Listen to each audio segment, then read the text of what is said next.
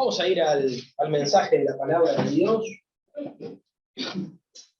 Les voy a invitar a ir en sus Biblias a el libro de Ezequiel. Vamos a ir al libro de Ezequiel. Recuerden que en este libro estamos teniendo nuestra serie de mensajes que la hemos titulado Pregoneros de la Justicia Divina. En otras palabras, pregonar es predicar, alzar la voz. Estamos alzando la voz, estamos predicando respecto de la justicia de Dios, de la justicia divina. Hoy nos tocaría el capítulo 17. Ezequiel, capítulo 17.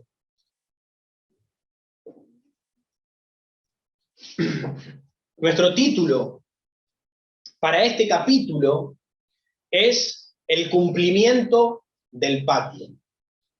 Y nuestro tema es honra el pacto. Honremos el pacto. El pacto para Dios es sumamente importante. Puede que para nosotros, los hombres, no valga nada o no sea nada, pero para Dios el pacto es sagrado. Verán que la Biblia está dividida en dos, el Antiguo Testamento y el Nuevo Testamento, o bien podríamos llamarlo el Antiguo Pacto y el Nuevo Pacto. En el Antiguo Pacto encontramos varios pactos que Dios ha hecho con el hombre, como por ejemplo, encontramos el pacto edénico. Es el pacto que Dios hizo con el hombre en Edén, ahí donde los creó y les encargó multiplicarse, fructificar, les mandó que no comiesen animales, sino que se alimentasen de lo vegetal, de las frutas, les mandó a gobernar sobre la creación, les mandó a no comer del árbol de la ciencia del bien y del mal, y que si lo hacían, iba a haber muerte.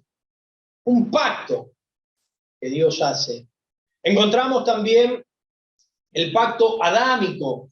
Es el pacto que Dios hace luego de la caída del hombre. Cuando Adán peca, ahora Dios hace un pacto con ellos de el hombre caído va a gobernar una tierra condenada.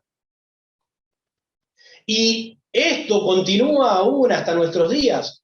Hombres caídos, el hombre que está separado de Dios, sigue aún gobernando y enseñoreándose de una tierra que está condenada, hasta que Dios renueve todas las cosas, como dice en Romanos, que dice la creación misma será libertada de la esclavitud, de la corrupción, a la libertad gloriosa de los hijos de Dios. Pero mientras tanto, continuamos aún en esto. También encontramos el pacto con Noé. Era prácticamente el mismo pacto que había hecho con Adán. Continúa el mismo, solamente que añade ahora no se derramará sangre. Y además hace el pacto de que no va a volver a destruir la tierra a través de un diluvio, a través del agua. Luego también hace pacto con Abraham, donde le promete una tierra nueva, le promete una tierra y le promete también una descendencia que no se puede contar como las estrellas, como la arena del mar. Encontramos también el pacto que Dios hace con Moisés, mosaico, cuando Dios saca a Israel de Egipto y lo comienza a llevar a la tierra prometida. Dios hace pacto, ahí les trae los mandamientos. Y Dios les dice, si obedecen a mi palabra, yo voy a estar con ustedes. Hacen pacto. Encontramos también el pacto davídico, con David, donde Dios le dice y le promete a David que le iba a dar una descendencia duradera, un rey que iba a permanecer en el trono por toda la eternidad.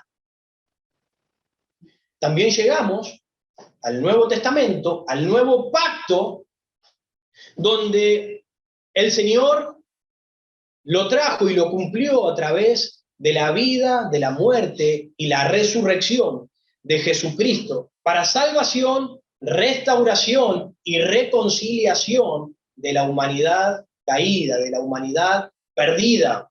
¿Qué es lo que quiero mostrarles? Que claramente Dios es un Dios de pacto. Dios es un Dios de pacto.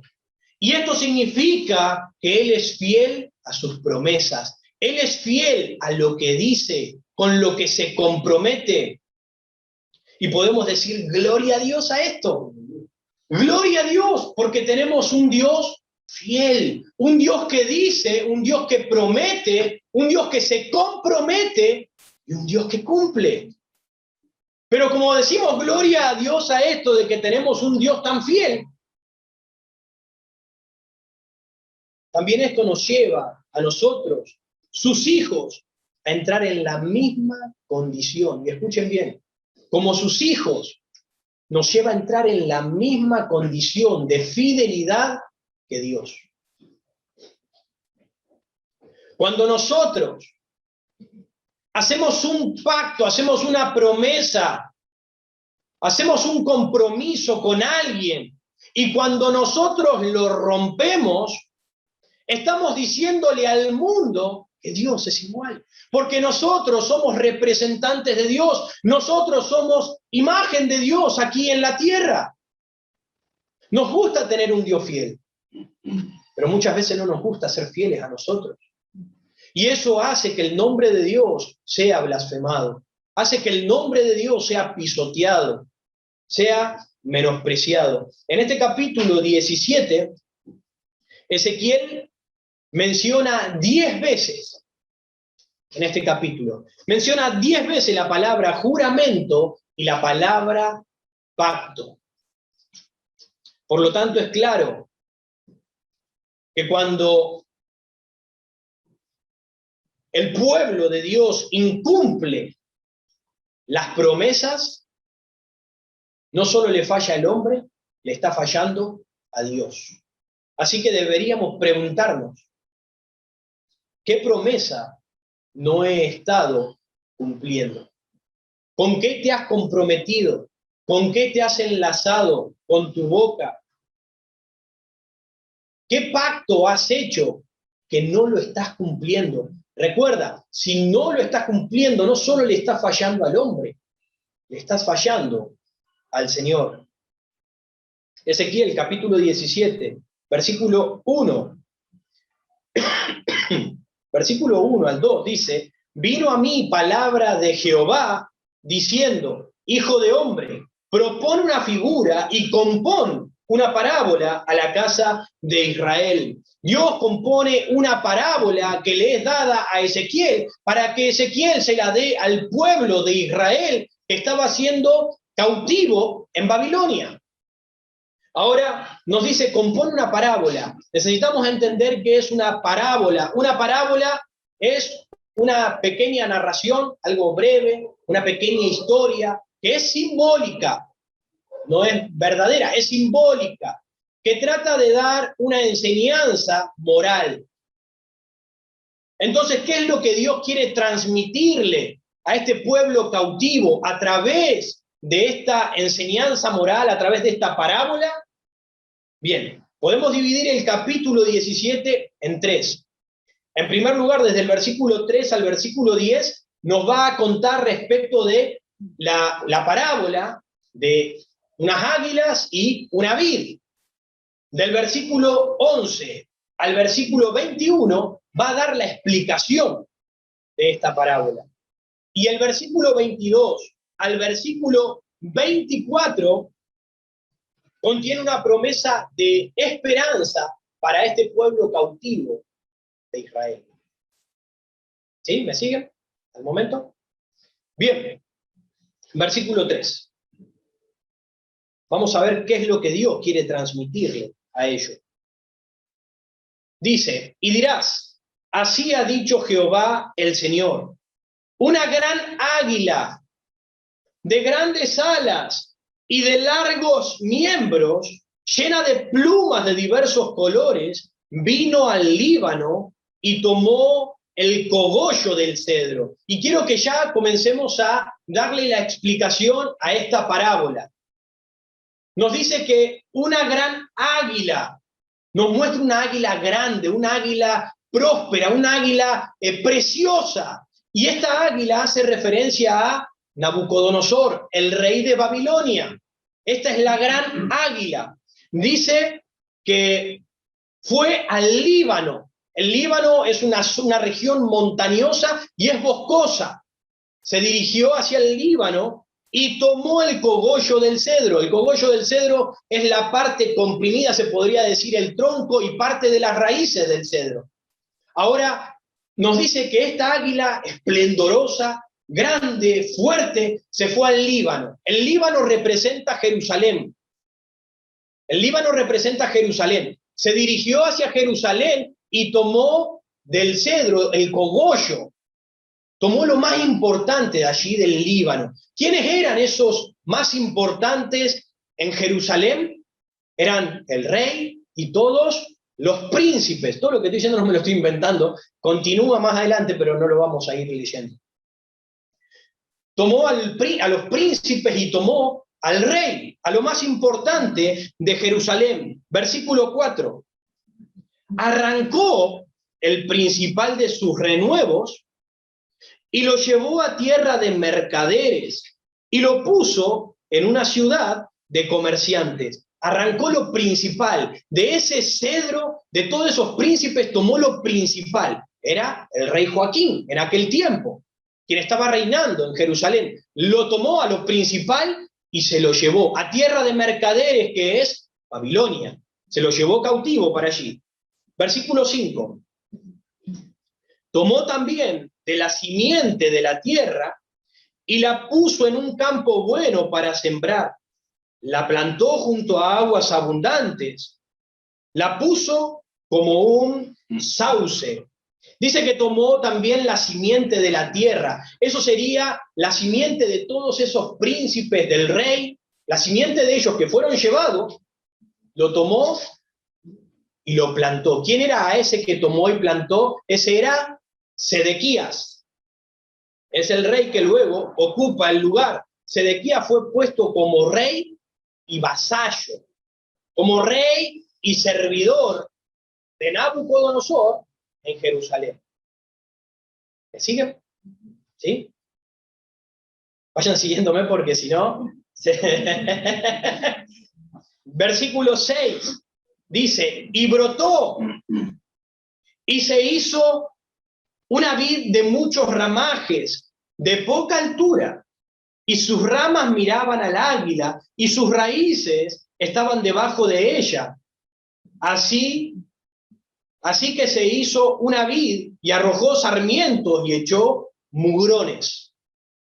Nos dice que tomó Nabucodonosor a Sedequías, esa parte, ese linaje, esa simiente real, la plantó en Jerusalén, lo puso como rey, y dice que esta vida ahora miraba a esa águila esplendorosa, y dice que empezó a echar raíces, empezó a echar frutos, empezó a crecer, empezó a prosperar, empezó a ser bendecida, empezó a multiplicarse.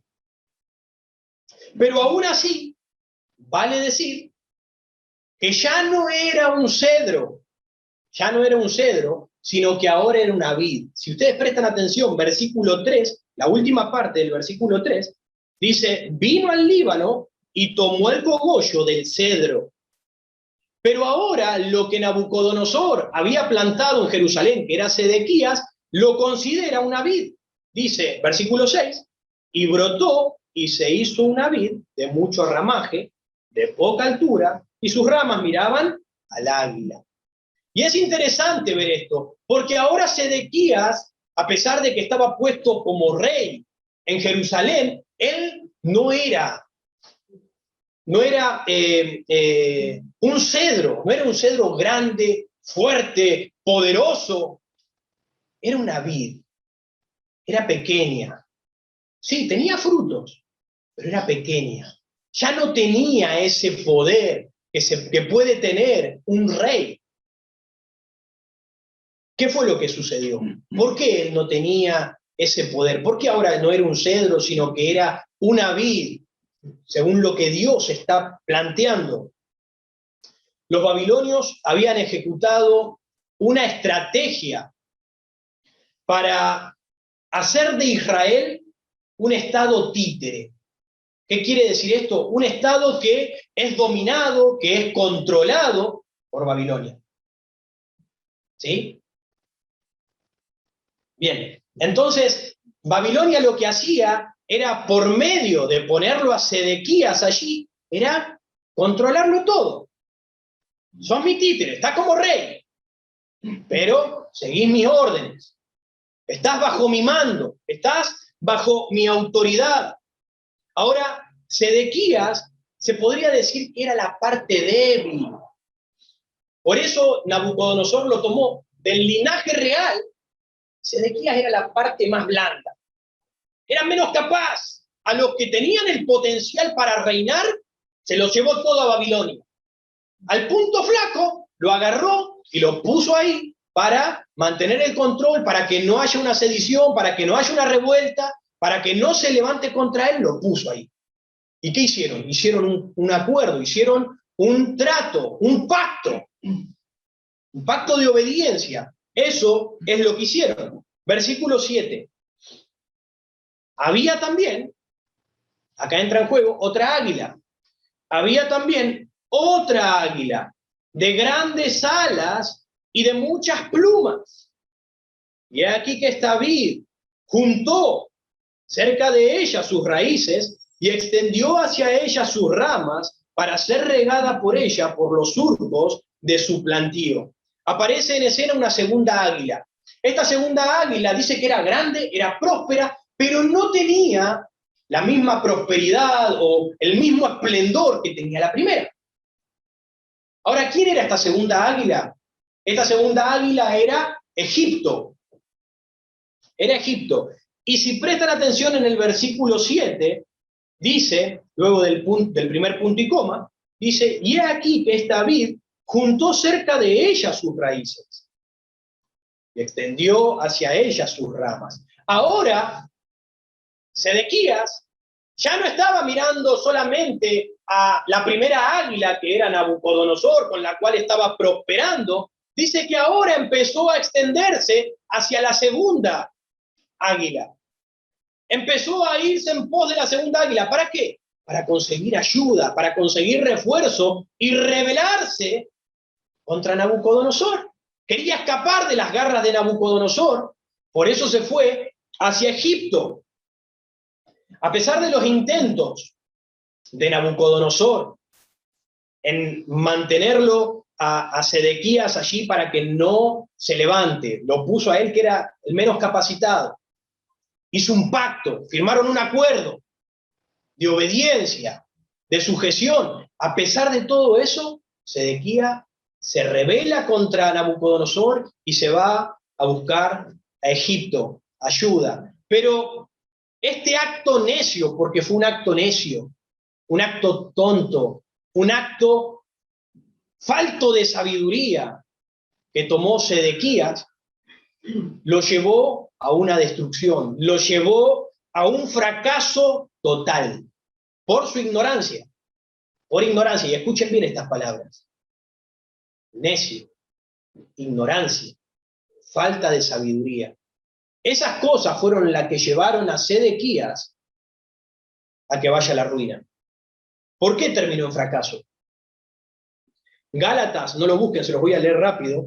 Gálatas 3, aparentemente Sedequías no conocía esto, pero Pablo dice de esta manera, Gálatas 3:15, dice, hermanos, hablo en términos humanos. Un pacto, aunque sea de hombre, una vez ratificado, nadie le invalida ni le añade. Esto lo dijo Pablo. Términos humanos.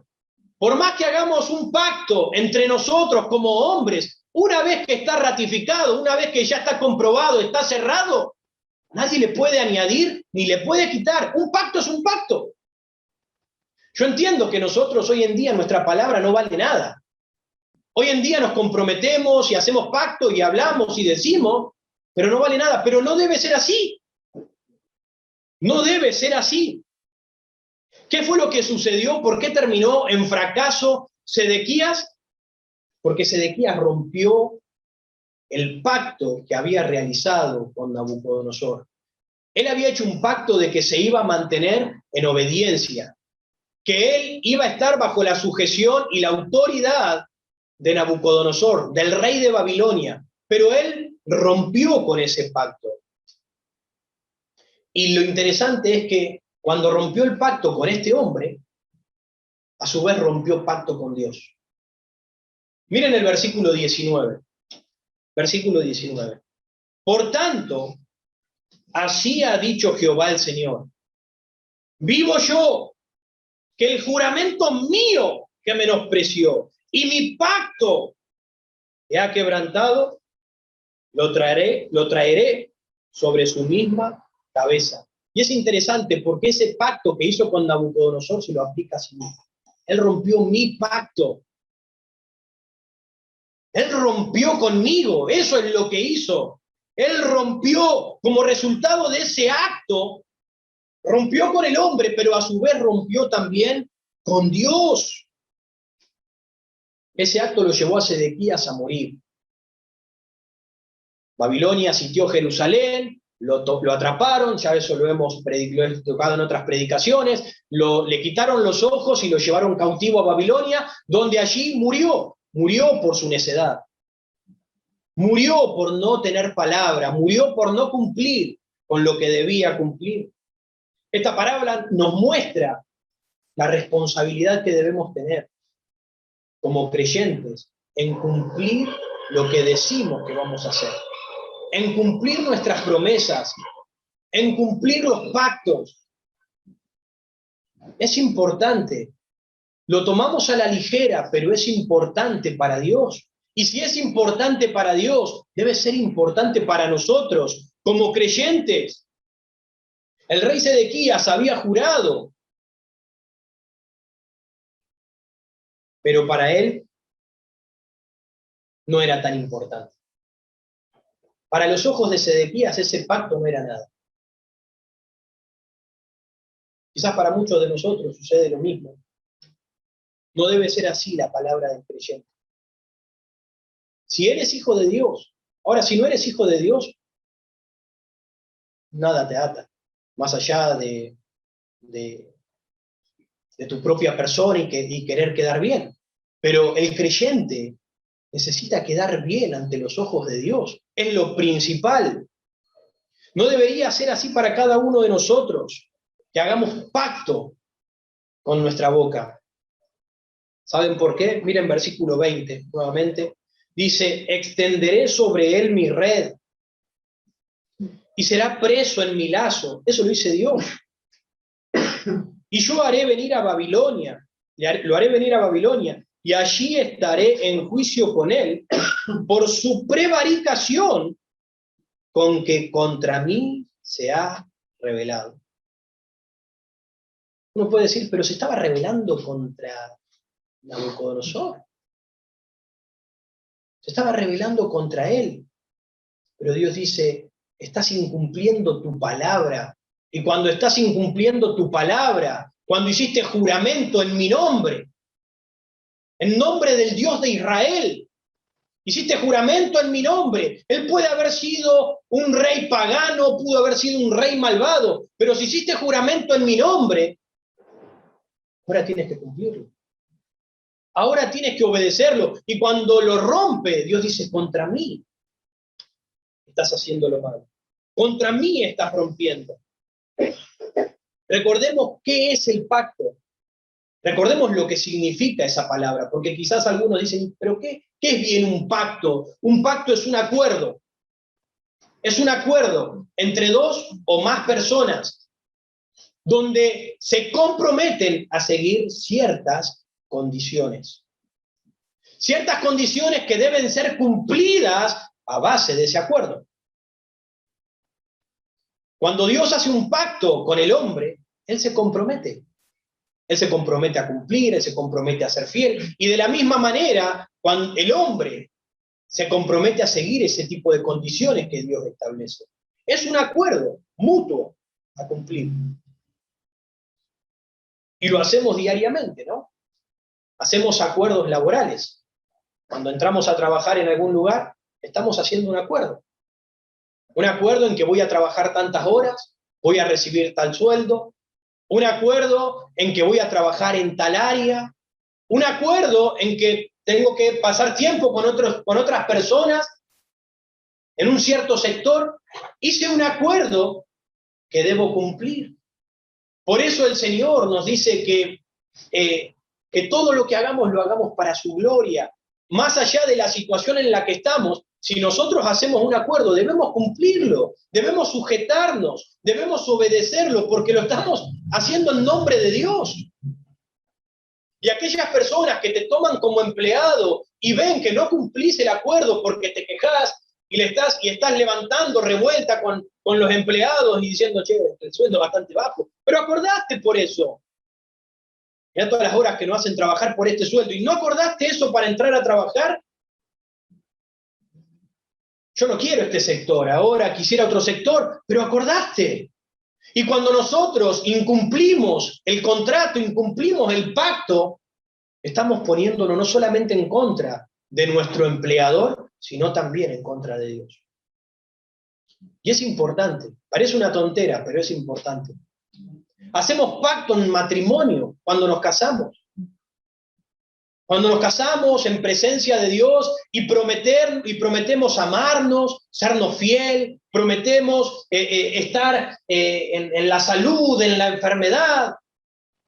Y cuando nosotros dejamos de amar, ya sea a la esposa o la esposa al hombre, y dejamos de sernos fieles y dejamos de servirnos, estamos incumpliendo un compromiso, estamos incumpliendo un pacto. Por eso es que Dios no oye cuando hay problemas en el matrimonio. Nos manda a solucionar, a arreglar y luego venir. Hacemos pactos quizás de convivencia, hacemos pactos y pactos entre los hombres, pero también hacemos pactos con Dios. Yo estoy seguro que todos hemos hecho en algún momento algún pacto con Dios. Señor, te entrego mi vida, te rindo mi vida para que hagas conmigo lo que quieras. Para que me lleves y hagas conmigo. Y después tomamos nuestras vidas, olvidamos aquellas palabras, aquellos pactos, porque recuerden, un pacto no es solamente una firma en un papel. Un pacto debe ser también de boca, de palabras. Para Dios es así. Cuando le decimos al Señor, Señor, quiero servirte y estoy acá para servirte. Quiero servirte, me salvaste, ahora quiero servirte. Y después no hacemos nada para el Señor. Señor, quiero dejar ciertos pecados en mi vida y me comprometo a abandonarlo. Voy a dejar este pecado, ya lo digo y lo declaro, Señor. Y después continuamos con esos pecados. Por eso el Señor nos dice a los creyentes, a sus hijos, que seamos fieles con lo que prometemos, que seamos fieles con lo que nos comprometemos, que seamos fieles con las palabras que salen de nuestra boca, porque si no, no le agradarán a Él. Miren rápido Eclesiastés, si es que quieren buscarlo, si no, se los leo Eclesiastés, luego de Proverbios, Eclesiastés.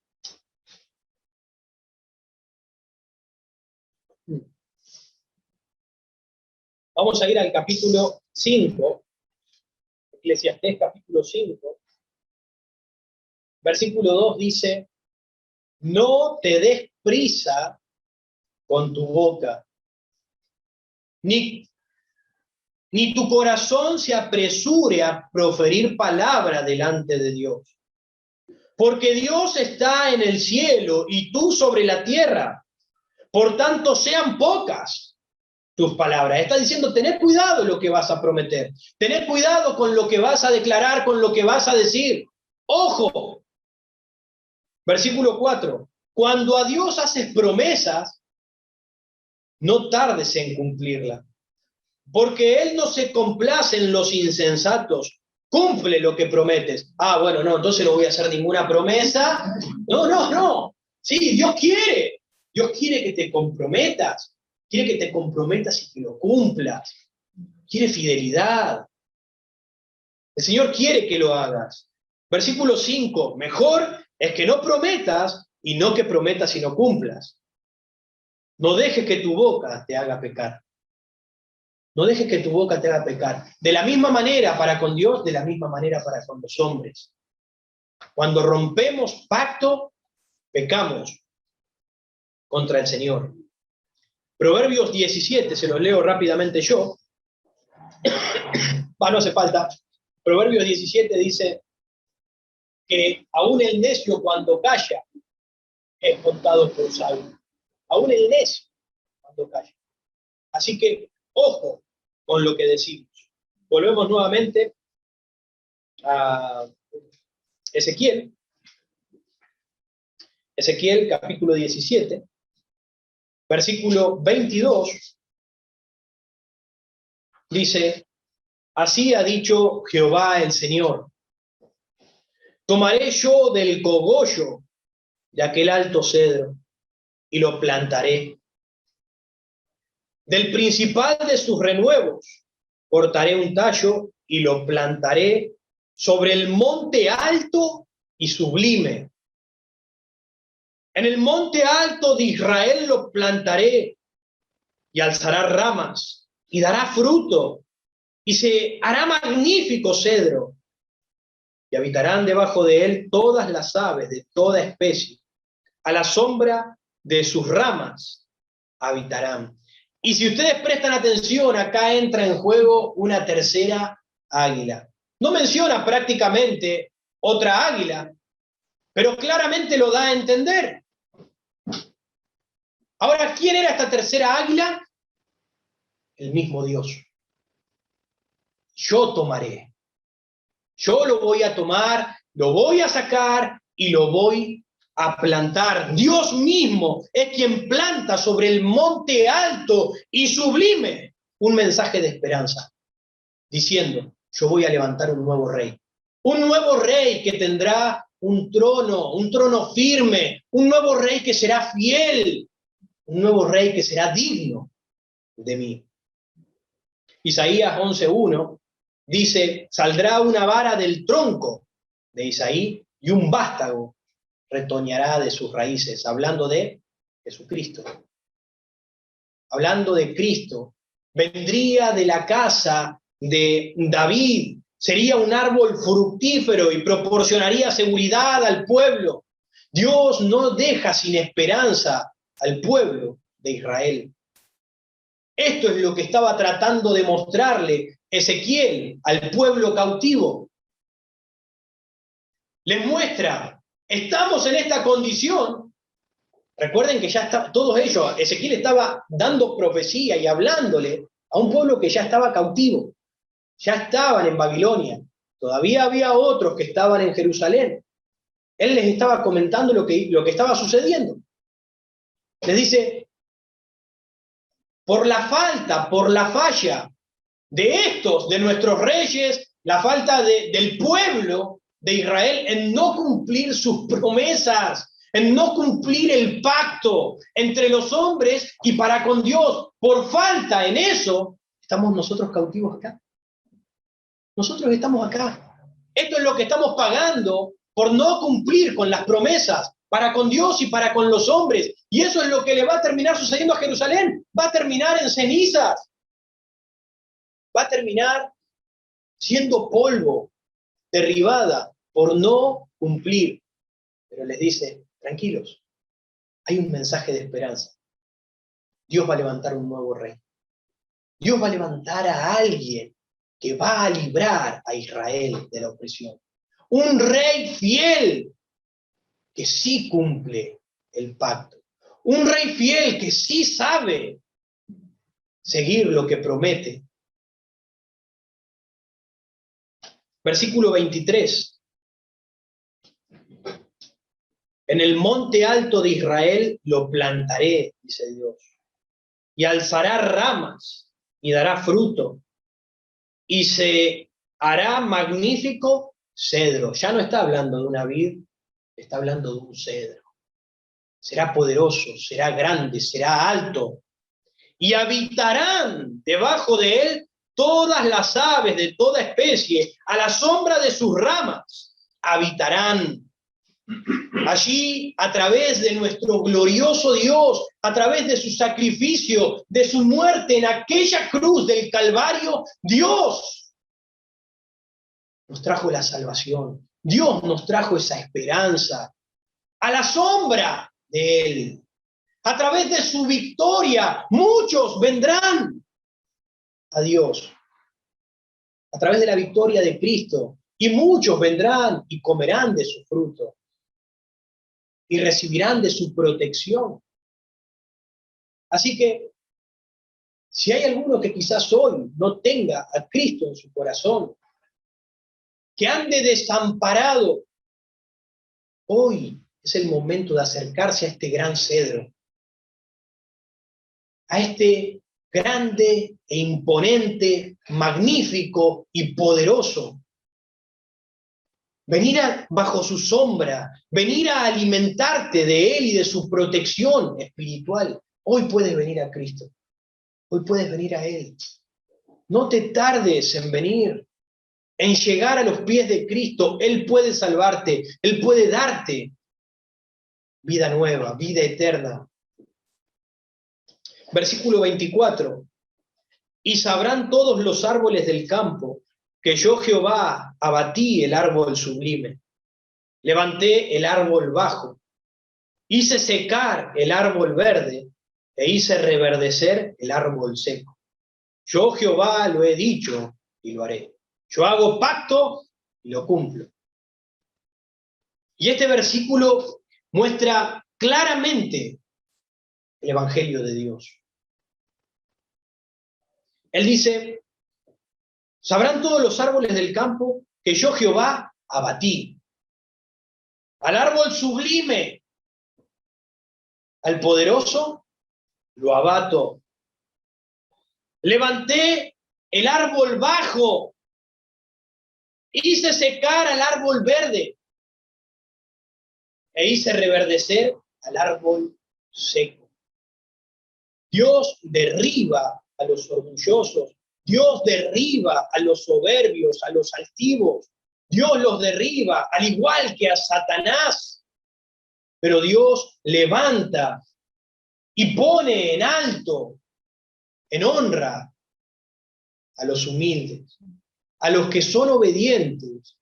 Dios los prospera, Dios los pone en alto.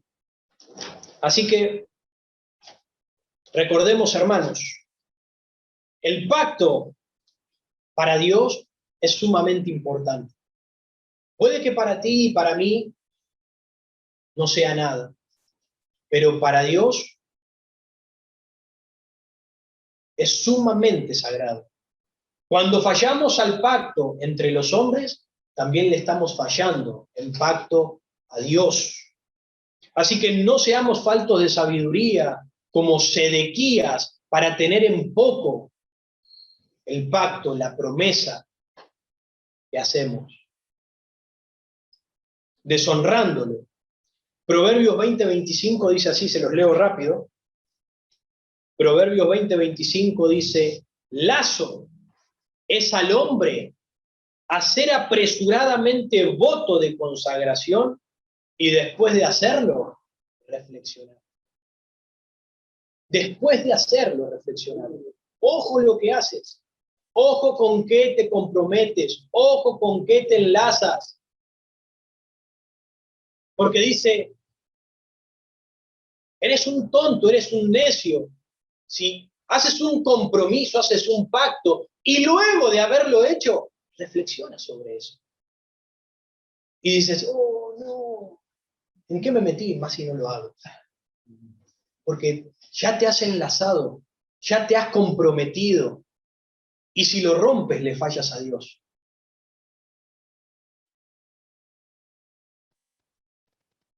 Dios es un Dios de promesas. Dios es un Dios fiel. Y quiere a su vez que nosotros, sus hijos, también podamos ser hombres y mujeres de promesas, fieles, que cumplen, que son diferentes al mundo. Para el mundo la promesa no es nada, pero para nosotros, sus hijos, debemos mostrar algo diferente. Debemos ser diferentes. Rápidamente les leo nuevamente, no lo busquen, sí. Proverbios 6 dice, hijo mío, si salieres fiador por tu amigo, si has empeñado tu palabra, si has empeñado, te has comprometido tu palabra a un extraño, te has enlazado con tus palabras, con las palabras de tu boca, y has quedado preso en los dichos de tus labios. Haz esto ahora, hijo mío, y líbrate, ya que has caído en las manos de tu prójimo. Estás en sus manos para obedecer y para cumplir. Haz esto. Ve, humíllate y asegúrate de todo. Ahora te toca avergonzarte. Si te has enlazado y te das cuenta, has reflexionado luego de lo que hiciste, o te das cuenta que no lo vas a cumplir, ve y humíllate, avergüénzate delante de la persona. Dice el Señor. No lo rompas directamente. Porque si lo rompes y no lo obedeces, estás quebrantándolo contra mí. ¿Cuántas promesas, cuántos acuerdos hemos incumplido? Yo creo que muchísimo. Hablo por mí. Yo creo que muchos. He incumplido, he faltado. De ahora en adelante, tanto yo como cada uno de nosotros, si queremos agradar a Dios, vamos a honrar los acuerdos. Quiero animarles a eso. Que en esta mañana nos comprometamos a cumplir los acuerdos, a cumplir los pactos que hacemos. Los pactos que hacemos en el mundo, más allá de que uno diga, pero es un impío, no conoce a Dios. Más allá de eso, está en juego el nombre de Dios. Tú llevas la marca de Cristo, tú llevas la luz del Señor, y está en juego eso. Lindo es cuando dicen, esta persona es de confiar. Esta persona es de confiar. No importa si no hay un contrato firmado, porque es fiel, porque cumple. Recuerdo, se me vino a la mente, yo no conocí a Pastor Strickland en Rosario, fue uno de los fundadores de varias iglesias en Rosario y acá en Buenos Aires también. Era un hombre intachable. Yo no lo llegué a conocer, pero ¿saben qué? Son las palabras de las personas que lo conocían. Dicen, no tenía nada. Era impecable. Me he ido a cortar el pelo y tratando de testificarle al peluquero le digo, sí, ¿no? Porque la iglesia está... Ah, dice, la del pastor Strickland, ¿no? Digo, sí. Pero ya está muerto hace un montón de tiempo. Y dice, no, un hombre de palabra, un hombre como él, nunca conocí. Dice. Yo digo, wow, qué impresionante, ¿no? Un hombre que hacía quedar bien al Señor. Un hombre que cuando decía algo lo cumplía. Un hombre fiel.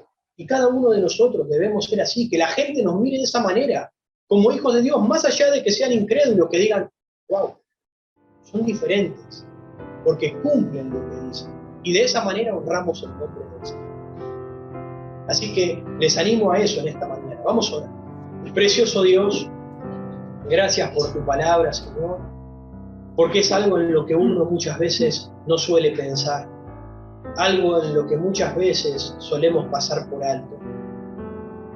Pero vemos la importancia que es para ti, Señor. El ser personas que son fieles en lo que dicen, en los compromisos, en los pactos, como tú eres fiel, Señor. Tú has sido fiel desde el principio, en cada pacto que has hecho. Oh, gracias. Gracias también por Cristo, Señor, por este nuevo pacto que has establecido, el pacto de la gracia que aún permanece, y tú lo sostienes, Señor. Tú podrías quitarlo y destruir a todos, Señor, pero tú eres fiel y lo cumples a pesar de las transgresiones. Oh Dios, ayúdanos a ser como tú. Ayúdanos a ser fieles, a ser un buen ejemplo, a no deshonrarte a ti, a no fallarte a ti, como lo hizo Sedequías, Señor, y pagó la consecuencia, como lo hizo Israel y sufrió la consecuencia. Ayúdanos, Dios. Bendícenos en el precioso nombre de Jesús. Amén.